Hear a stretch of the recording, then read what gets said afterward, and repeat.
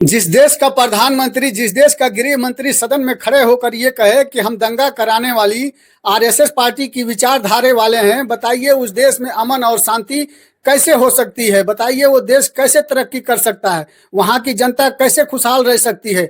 चलिए हम आप लोगों को आज आरएसएस का पूरा इतिहास दिखाते हैं। हाँ, हम आरएसएस के हैं, हम आरएसएस के हैं। मुझे गर्व है कि हम आरएसएस के हैं। तो अरे इस देश का प्रधानमंत्री आरएसएस की विचारधारा वाला है, इस देश का गृह मंत्री आरएसएस की विचारधारा वाला है। आरएसएस 100 साल की गद्दारी का इतिहास।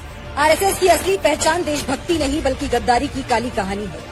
जब पूरा भारत अंग्रेजों से आजादी के लिए लड़ रहा था, तब आरएसएस ने कभी भी स्वतंत्रता संग्राम में हिस्सा नहीं लिया। उसने स्वतंत्रता आंदोलन का विरोध किया और अंग्रेजों की चापलूसी की।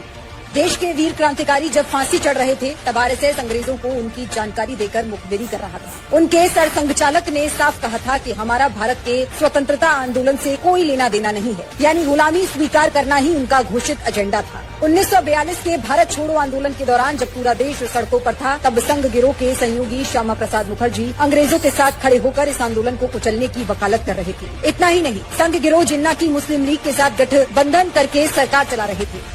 सच तो ये है कि आजादी की लड़ाई में संघ का एक भी कार्यकर्ता शामिल नहीं था। संघ ने हमेशा हिंसा फैलाई, समाज को बांटा और देश को कमजोर करने की साजिश की। आरएसएस का 100 साल का इतिहास दरअसल 100 साल की गद्दारी का इतिहास है। इनका असली चरित्र सत्ता पर कब्जा और देश को तोड़ने की राजनीति से भरा है।